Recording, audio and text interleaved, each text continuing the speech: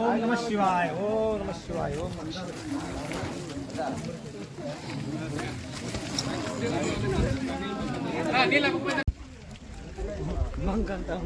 ఇది రామకృష్ణ తీర్థం వెళ్ళే దారిలో వెంకటేశ్వర స్వామి ఒక చిన్న మూర్తి ఉంది. పక్కనే మనకు చూడండి స్వచ్ఛమైన మంచినీరు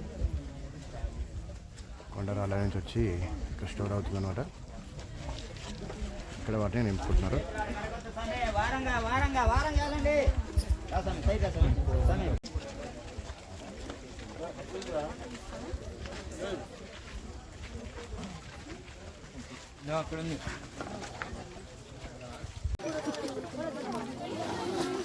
మనం ఇలా కొద్ది దూరం నడిచిన తర్వాత మనకు ఇలా పైన టాప్ లేకుండా ఒక 6 స్తంభాలు కనిపిస్తాయండి.